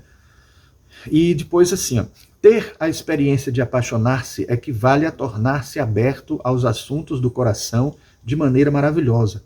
Pode ser o prelúdio de uma expansão valiosa da personalidade e da vida emocional. Então veja como isso ganha uma proporção bem espiritual, bem junguiana e também espiritual. Mas aí depois assim, ó, é também uma experiência importante porque aproxima os sexos e inicia o relacionamento. Quanto ao saber se tudo leva a consciências felizes ou infelizes, a vida se mantém em movimento desse modo. Talvez, principalmente com pessoas jovens, apaixonar-se é uma experiência natural e bela, e uma vida que jamais conheceu tal experiência, sem dúvida alguma, fica empobrecida. E aí eu concluo dizendo assim: o fato, entretanto, é que os relacionamentos exclusivamente baseados no estado de paixão nunca duram muito. Então, assim, foi o que eu falei em outro momento aí, né? Então, pessoal, aqui seguindo, né, adiante, vamos ver que esse relacionamento, né, de 4 pessoas é algo que precisa ser muito bem estudado, né? Como a pessoa resolve isso internamente, porque não é uma coisa tão complicada, não. É só porque, na verdade, a gente precisa realmente de um autoconhecimento, de saber onde é que estão essas coisas mesmo na gente, o que é que elas estão fazendo dentro de nós, o que é que elas estão se processando, como elas estão se processando em nós, né? E se isso for entendido, ajuda a gente a até perceber se a gente não está querendo demais do outro, né? Ou querendo só algo exclusivo do que a gente gostaria em nós. Parece um pouco com o que a gente faz como exercício da Casa do Arquiteto. Eu sempre cito aqui, né? Porque é um exemplo da minha vida cotidiana como ensino, né? Que a gente pede que um aluno faça uma casa para si mesmo, para que ele saiba tudo que ele quer para ele. Porque, senão, ele quando for fazer uma casa para outra pessoa, ele vai querer aquilo e dizer assim: você vai adorar isso, vai querer aquilo. Então a gente tem que ter esse cuidado e ter sempre o cuidado de deixar que a coisa apareça da parte do outro primeiro, e depois, se tiver faltando ideia, sugerir no meio de um elenco de coisas para que a pessoa possa decidir melhor, sem ser algo do tipo assim. Porque, imagine, me passa uma ideia muito insegura quando a gente sugere uma coisa, a pessoa diz, eu quero isso. Aí depois sugere outra, eu quero isso. Sugere outra, eu também quero isso. Ou seja, se a pessoa está querendo tudo que você está sugerindo, ela não tem uma ideia muito bem estabelecida, talvez porque a primeira que você sugeriu não era tão importante quanto a segunda ou quanto a terceira. Por isso que é bom elencar e fazer a pessoa amadurecer. É um pouco o que acontece com a interação com o ânimas e o ânimo, né? A gente não tem só um tipo de ânimos, nem um tipo de ânima. Isso é uma coisa que ainda complica mais ainda, que vocês vão ver daqui a pouco. Nós, de acordo com o elemento, se é terra, fogo, água ou ar, a gente pode ter um tipo de ânimos ou um tipo de ânima, né? Então essa questão de não haver somente duas pessoas, isso é algo que precisa ser entendido. E entender que até mesmo essas 4 pessoas que estão interagindo podem se desdobrar em muito mais do que isso, em 16, e tudo vai complicar a nossa vida. Mas nesse livro aqui, ó, que até a Liz Greene cita, né, de Edward Whitmore, a busca do símbolo, conceitos básicos de psicologia analítica, a Cutrix está precisando relançar esse livro urgente, porque ele só existe em sebo e está caríssimo, né? A sorte é que a gente até consegue ele em PDF, mas assim, ele fala da tipologia experimental do feminino. Então, a ânima, ela pode ser vista de 3 tipos, dependendo, claro, que são tendências, né? Dependendo do elemento correspondente da pessoa. Então, por isso que ela associa isso ao signo, associa isso, de certa forma, aos elementos presentes nos signos, né? No mapa da pessoa. Mas, por exemplo, quando a ânima é a mãe, elemento água, ela é acolhedora. Quando a ânima é taira, ar, é mais intelectual. Quando a ânima é a Amazônia, né, é terra, é mais prática. E quando ela é médium, fogo, é intuitiva. São os termos que foram usados pelo Edward Whitmore para poder designar essas 4 formas assim, de ânima, e que ela, de certa forma, vai criar um direcionamento para a mulher desejada pelo homem, ou a parceira interna, a parceira invisível que o homem desenvolve dentro de si.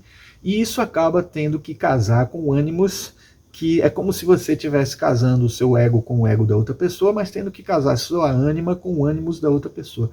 E aí vai ter que casar um tipo de um elemento com o outro que se harmonize, que tenha uma boa relação, não uma relação destrutiva, mas uma relação construtiva entre os elementos.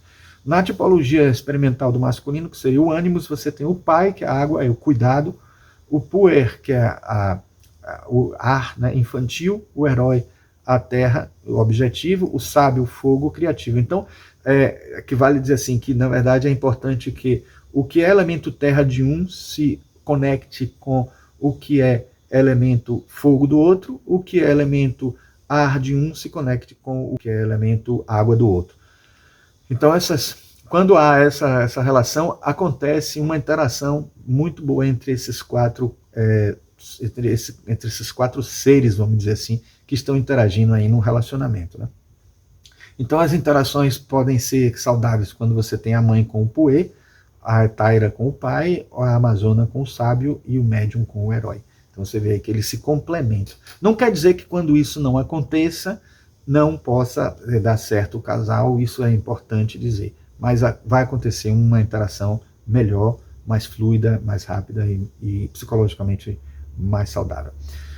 Não é preciso muito esforço para observar a sutil mudança que ocorre quando esses 2 arquétipos invadem a consciência, quase sempre durante as convulsões de violentas emoções.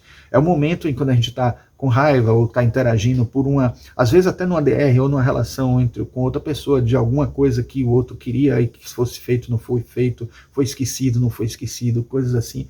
Então é importante que a gente perceba que essas coisas eclodem, a gente acaba entendendo melhor, se vendo melhor em situações como essa. A ponto de até ela sugeria essa coisa aqui. Ó. Ela diz, se não fosse tão constrangedor, seria interessante andar com um pequeno gravador para poder escutar o que se diz durante uma briga e ouvir a voz do inconsciente.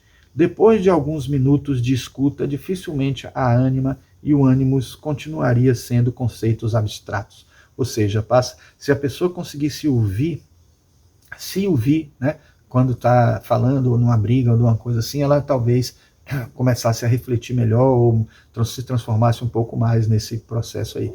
Eu tive experiências disso quando eu gravo, né, com a minha turma, meus alunos, não sei se vocês já viram os vídeos aí, que a gente coloca no canal das experiências ao longo de um ano ou de um semestre dos cursos que a gente dá em arquitetura. A gente grava e a gente às vezes percebe, né, nem sempre o áudio aparece porque a gente coloca a música, mas quando eu percebo o áudio eu vejo, não que eu haja de alguma maneira agressiva com os alunos, mas eu percebo que eu poderia ter falado de uma maneira diferente. Às vezes eu vejo a reação quando a gente fala de alguma coisa que precisaria melhorar no trabalho, e isso é interessante da gente se ver, porque a gente acaba aprendendo a maneira melhor de lidar com os alunos. Felizmente os alunos até dizem que minha relação com eles não é tão ruim, mas existem momentos em que a gente acaba sendo mais agressivo, menos agressivo, e isso é importante que a gente se veja, se observe e tente trabalhar isso, exercitar isso para um caminho melhor futuro, né? A integração da sombra ou a percepção do inconsciente pessoal marca o primeiro estágio do processo analítico e, sem ele, o reconhecimento da ânima e do ânimos é impossível. A sombra só pode ser percebida através da relação com um parceiro e a ânima e o ânimos apenas através da relação com um parceiro do sexo oposto, pois unicamente em tal relação suas projeções se tornam operantes. Então veja que mesmo a nível espiritual e psicológico, é importante que haja esse relacionamento, porque esse relacionamento é um aprendizado a mais. A gente precisa integrar, para a gente integrar essa sombra, né, é preciso que a gente busque esse parceiro e tornar saudável essas forças, né, que estão dentro de nós, do ânimo, da ânima. A gente só consegue nessa relação mesmo a dois, nessa experiência a dois. Não existe nenhum Dalai Lama, não existe nenhum mestre de sabedoria, nenhum mestre divino, nenhum ser de alta hierarquia evolutiva que não tenha precisado passar por isso, por essa experiência desse tipo de amor, para poder entender o amor universal, para entender esse amor universal. Outra coisa importante, o amor universal não é a somatória do amor pessoal, do amor. A gente vai ver os tipos de amor daqui a pouco, né? E a gente vai entender um pouco isso. Há diferentes energias envolvidas e diferentes chakras envolvendo e integrações diferentes entre energias do próximo, na própria aura nossa para definir um tipo ou outro tipo de amor, né? Os relacionamentos que contêm um elemento de apaixonar-se inevitavelmente contêm projeções da ânima e do ânimos, e a curiosa sensação de familiaridade que se tem em relação ao ser amado é facilmente explicável pelo fato de a pessoa, na realidade, estar apaixonada por si mesma. O que distingue esse fato do nascimento é que o amado não é o ego consciente, mas um aspecto do self inconsciente. Então você veja, se você entendeu muito bem, na verdade o que ele está dizendo é que a gente, quando ama o outro, a gente antes está amando a si mesmo, e não dentro daquele processo de interação psíquica, né? Dentro de algo integral, que precisa acontecer no entendimento do nosso self, da nossa compreensão, né? Mas vocês vão ver daqui a pouco que essa relação precisa ser muito bem dosada para saber quando é que a gente realmente pode estar casando conosco mesmo, fazendo esse casamento alquímico, e até que ponto a gente faz isso sem virar um narcisismo e sem virar um isolacionismo, vamos dizer assim. Os gases nobres, né, são exemplos bem interessantes que ela fala. Fala aqui também esse chá de Tulsi é uma história que é contada logo depois, mas não vai ser importante para o que a gente vai falar aqui não, né? Nesse capítulo ele fala o seguinte: a ligação química é um relacionamento codependente em que cada átomo depende e precisa de outro para ter paz e harmonia. A palavra-chave para descrever tais relacionamentos seria carência. Então é isso que a gente estava falando, né? Da necessidade de um interagir com o outro, né? A atração que acaba acontecendo quando a pessoa sente que precisa de algo para se completar de alguma maneira, né? Tem pessoas que se sentem mais autônomos, outras não, né? Então, ele associa, né, ele faz uma analogia bem interessante com os gases nobres. Uma vez que você alinha suas mentes conscientes e subconsciente, deixa de ser um átomo de sódio procurando desesperadamente um átomo de cloro. Passa a ser um gás nobre girando em perfeito equilíbrio. não há mais a carência de encontrar outro elemento para completá-lo. Aí eu trago uma passagem que ele tem aqui, mostrando, né? Eu posso mostrar a ilustração aí do cloreto de sódio, né? Da interação, da reação entre o sódio e o cloro, que vocês veem que ele tem na camada mais central o sódio, né? Dois elétrons, na camada seguinte tem 8 elétrons e 1 elétron na última camada, né? Estando em instabilidade, no caso, essa carência, né? Na analogia que ele está fazendo com a relação do cloreto de sódio, né? O sal. No cloreto você tem 2 elétrons na primeira camada, 8 na segunda e 7 na terceira, estando instável também. Um precisando de um elétron, o outro com um elétron a mais numa camada que precisaria de 8 para se equilibrar. E aí o que acontece? Um tem o que o outro precisa aqui. E aí o que acontece? Acabam compartilhando o último elétron da camada de sódio, né, com o cloro, e a última camada de cloro acaba tendo 8 elétrons e a de sódio também. Ou seja, eles compartilham a última camada, fazendo com que haja uma interação perfeita entre eles. Essa dependência vai acontecer aí e eles vão acabar se resolvendo com esse processo de interação, de compartilhamento de alguma forma. Né? Isso vocês podem ver nessa outra ilustração que a gente está mostrando, que são ilustrações do livro. Né? E mais adiante ele fala então dessa analogia que ele faz dos gases nobres num subitem que ele chama gases nobres, lasers e amor. Aí, logo depois dessa mensagem que a gente colocou aqui, que está aparecendo para vocês, ele diz assim: você pode achar que os gases nobres são algo estranho para se usar como modelo, justamente no último capítulo de um livro chamado Efeito Lua de Mel. Mas posso afirmar que eles são menos estranhos do que aparentam. Pobre argônio, pobre neônio, jamais encontrarão amor de verdade porque giram tão bem sozinhos que jamais precisarão de um parceiro. Mas, na verdade, o que quando pessoas que giram em equilíbrio como um gás nobre se deparam com relacionamentos disfuncionais como os que tinham antes de descobrir seu equilíbrio, simplesmente os recusam. Átomos instáveis podem girar ao redor de gases nobres o quanto quiserem. Não são atraídos por eles, que continuam girando sozinhos e felizes. Costumo dizer em minhas palestras, gases nobres podem até gostar dos instáveis, mas não se juntam a eles. E aí vocês veem que quando ele mostrou na figura o cloreto de sódio instável, ele mostrou o argônio, né, o argônio que está em seu perfeito estado de equilíbrio sem precisar dessa interação, e isso é a analogia que ele está querendo mostrar, né, dos gases nobres nesse processo todo aí, certo? Bom, seguindo aqui adiante, eu mostro os gases nobres, né, aqui, né? Hélio, neônio, argônio, criptônio, xenônio e radônio, né? Eles ficam aqui nessa parte final da tabela periódica, né? Não sei se aqui já é uma especulação de um possível novo gás nobre e tal. E aqui a gente tem também mostrando ele como é que é a situação das camadas dele, todas elas equilibradinhas, bonitinhas, fechadinhas, sem precisar interagir com mais ninguém, em reações para poder conseguir sua estabilidade. Bom, eu trouxe também aqui uma pesquisa que eu fiz, né, sobre qual que seria uma boa relação química existente entre a prata e o ouro. Se a prata e o ouro são os bons representantes, né, da alquimia, né, do ânimos, da ânima, do masculino, do feminino e de uma interação entre duas pessoas, eu fiz essa pesquisa para ver e cheguei a isso aqui. Ó. Uma reação química estável que envolve compostos de ouro e prata pode ocorrer entre os compostos cloreto de ouro e nitrato de prata. Esses compostos podem reagir para formar produtos estáveis como esse que está aqui nessa forma. Certo? Essa reação resulta na formação de nitrato de ouro, né, e cloreto de prata. Então o produto final é também duplo, mas eles conseguem uma estabilidade. Os dois aí que surgem são estabilidades. Então isso aí pode ser até como se a gente entendesse que os dois interagem bem e depois produzem frutos, que seriam os filhos. Né?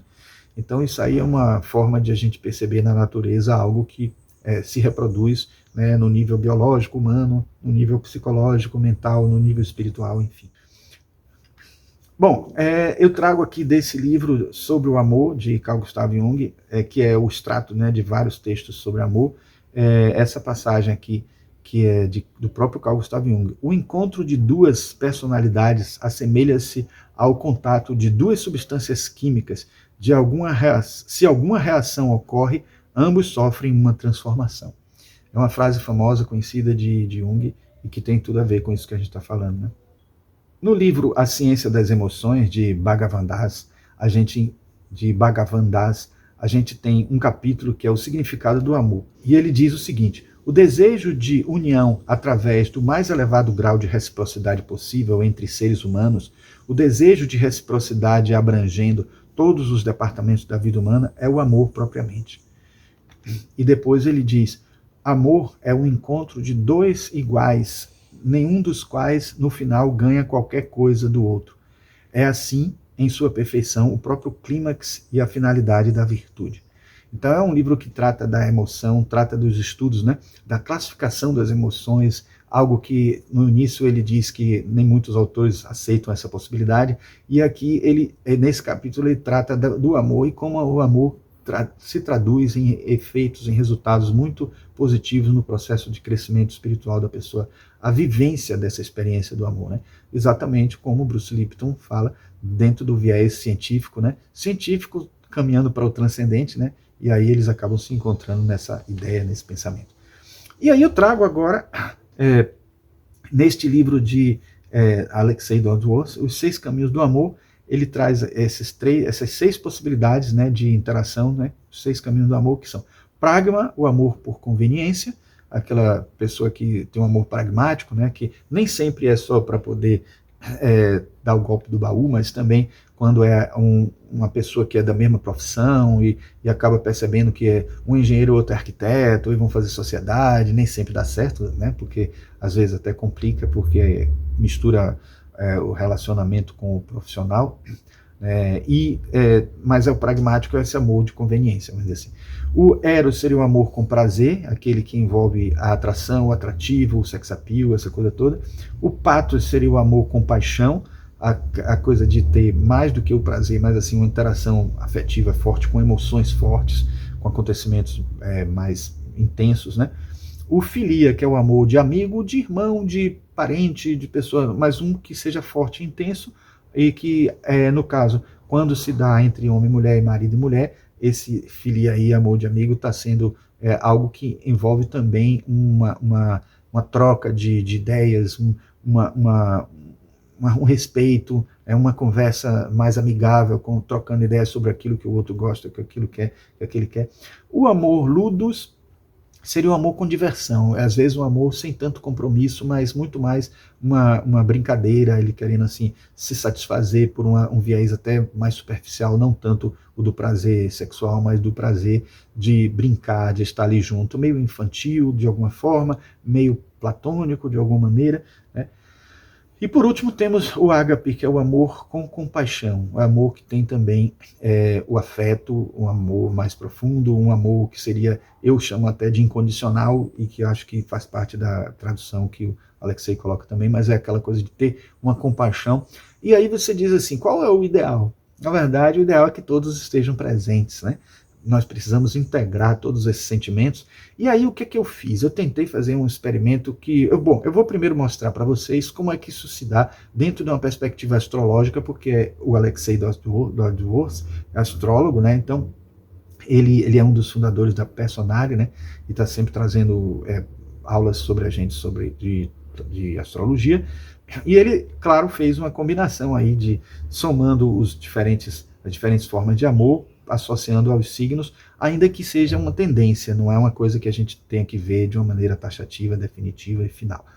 Então, pathos mais ludus seria Áries, eros mais pragma, touro, eros mais ludus, gêmeos, pragma mais ludus, câncer, ágape mais ludus, leão, ágape mais pragma, virgem, pathos mais filia, libra, eros mais pathos, escorpião, eros mais filia, sagitário, pragma mais filia, capricórnio, ágape mais filia, aquário, e ágape mais pathos, peixes. Então, depois vocês olham o que é que cada um significa dentro do signo de vocês, voltando um pouquinho o vídeo, e aí vocês fazem essa associação e analisam. Agora, para saber mais informações, o ideal é buscar o livro mesmo, né? Esse livro aqui, Os 6 Caminhos do Amor, né?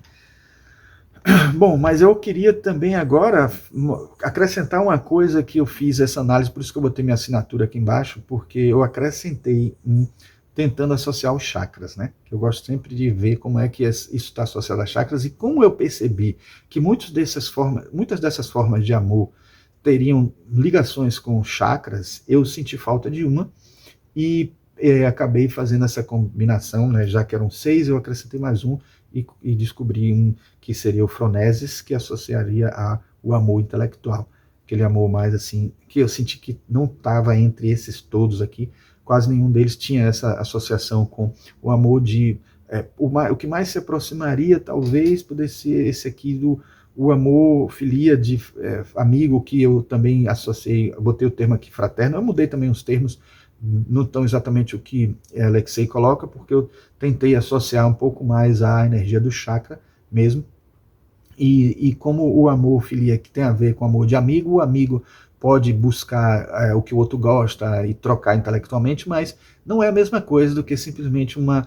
Também pode ter a ver com amor pragmático, porque de alguma forma, se uma pessoa está querendo estudar alguma coisa junto com outro, seria pragmático ter uma relação com aquela outra pessoa, mas como o pragmático e o intelectual estão em esferas diferentes, um está mais na ação, no mundo real, na prática em si, e o outro está no teórico, então eu acho que o Phronesis tem muito a ver de existir e está associado ao frontal aqui, né? E quem sabe também, numa perspectiva transcendente, a uma capacidade telepática interagindo entre as pessoas, porque as mentes estariam conectadas, né? Esse plano mental estaria muito conectado entre eles aqui. Então, a união desses dois forma exatamente essa egrégora e gera esse tipo de caminho para o amor. Bom, concluindo, a gente tem aqui a ideia de que existe um impulso biológico imperativo que leva cada um de nós e até o mais minúsculo dos organismos do planeta a viver em comunidade, a se relacionar com outros, esteja você consciente disso ou não, sua fisiologia o impele a se relacionar. Então é mais ou menos aquela definição que a gente mostrou lá na frente, e agora quando vocês veem isso na conclusão novamente, vocês já entendem muito melhor o que a gente estava querendo dizer com isso, né? Ou que o próprio Bruce Lipton estava querendo dizer com isso, porque ele repete isso na conclusão. Então, pessoal, era isso que nós queríamos trazer para vocês, né? Espero que tenham gostado e agradeço aqueles que ficaram até o final. Aqueles que gostaram, por favor, deixem um joinha aí, deixem um like, se inscrevam no canal e não esqueçam de apertar o sininho para vocês obterem notificações toda vez que a gente trouxer vídeos como esse aqui no nosso canal, né, de assuntos da cultura esotérica, da cultura psicológica profunda, né, de associações que a gente faz de várias áreas, né, várias práticas integrativas e de ensinamentos das tradições da sabedoria antiga e das tradições espiritualistas orientais e ocidentais, certo? Então, espero que tenham gostado. Agradeceria também se vocês comentassem alguma coisa, fizessem algum comentário, sugestões de outros vídeos possíveis, convidassem outras pessoas, sugerissem esse vídeo para outras pessoas, certo? Que vocês acham que se interessariam pelo assunto, né? E espero ver vocês em outro vídeo logo mais. Um grande abraço.